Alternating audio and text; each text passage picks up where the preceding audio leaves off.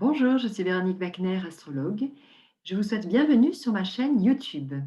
Nous voilà au 31 octobre 2020 et cette fameuse pleine lune dont vous avez sûrement entendu parler est là aujourd'hui. Elle a lieu très exactement à 15h21. Alors bien sûr, vous avez pu entendre, je suppose, un petit peu de toutes sortes d'informations de tous les côtés en termes de mouvements énergétiques aussi et puis de signification de cette pleine lune. Alors cette pleine lune, effectivement, elle a plusieurs particularités qu'on va regarder ensemble maintenant.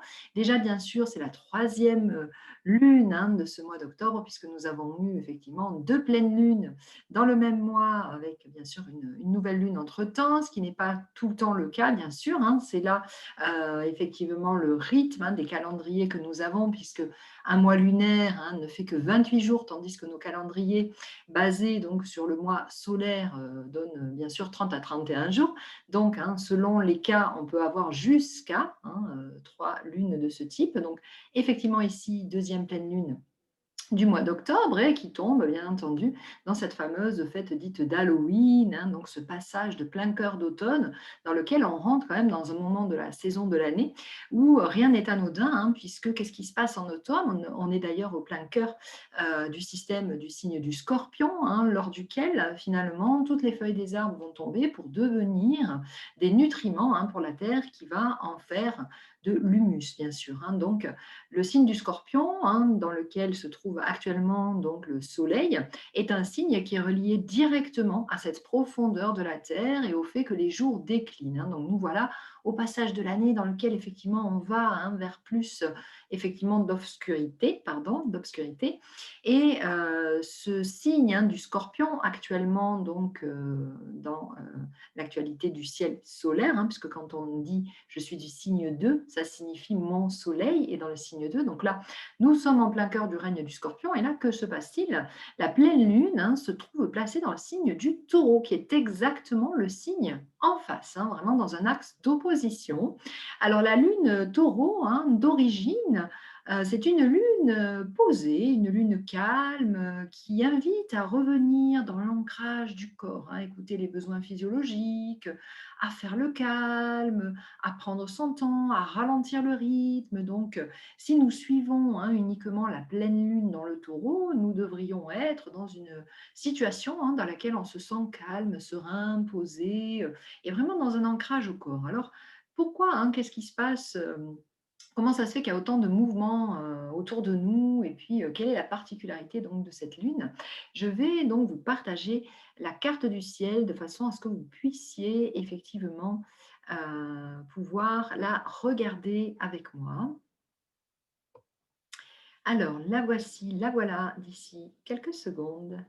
Voilà. Alors, voici donc cette fameuse carte de la pleine lune aujourd'hui. Alors, qu'est-ce que ça signifie qu'il y ait une pleine lune dans le signe du taureau? Je pense que normalement, vous devriez voir ma petite flèche ici. La lune, elle est indiquée là par ce croissant de lune dans le signe du taureau, ici. Et donc, ce que je vous disais, c'est que là, dans l'axe d'opposition, nous avons le signe du scorpion. Donc déjà, ceci nous renseigne sur un fait quand même important.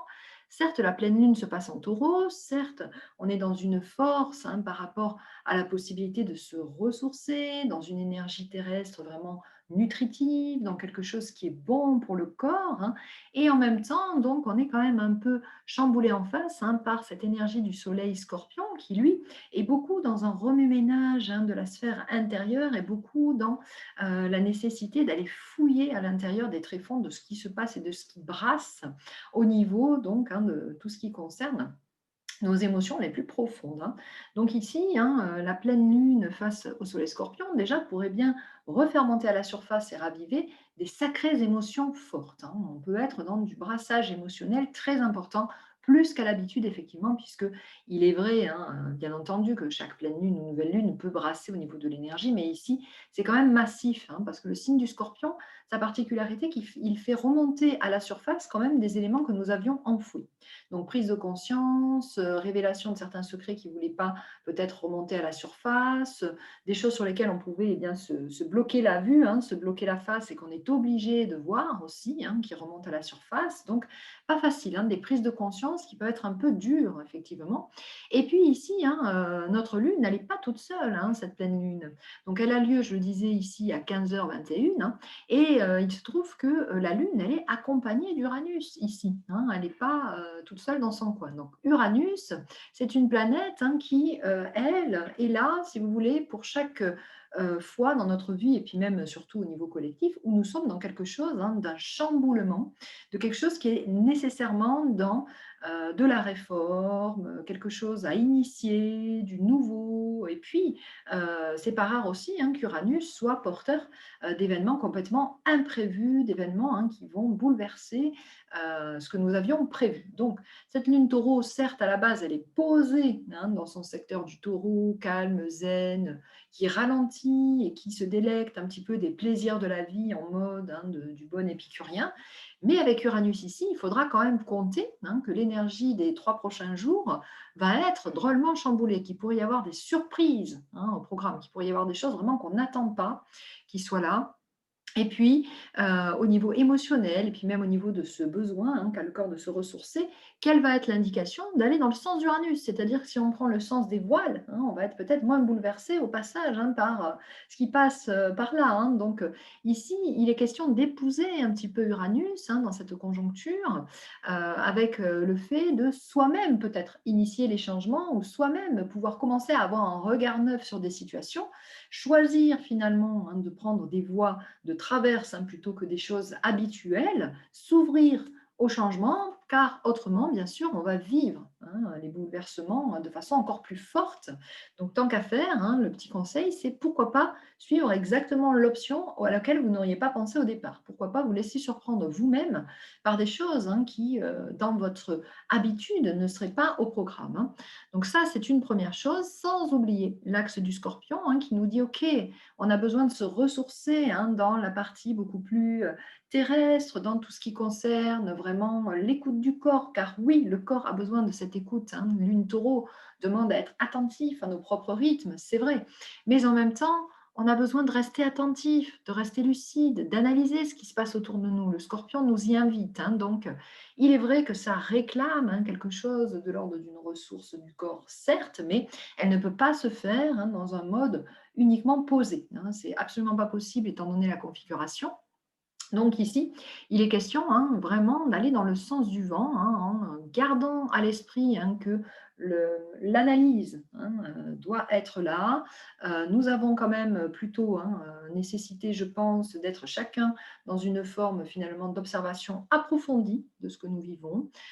Les émotions peuvent être vraiment en mode de tsunami pour certains. Alors bien entendu, vous le comprendrez, des personnes qui seraient marquées par l'axe ici taureau-scorpion, hein, seraient plus particulièrement, en effet, en plein cœur du système, hein, de ce qui est en train de se passer ce week-end, hein. Bien entendu, ça se comprend, mais même pour d'autres personnes, hein, il ne faut pas oublier que parfois on ne connaît pas toute sa carte de naissance, on connaît souvent uniquement son signe, son ascendant, on peut avoir d'autres éléments de notre carte, hein, dans ce secteur-là.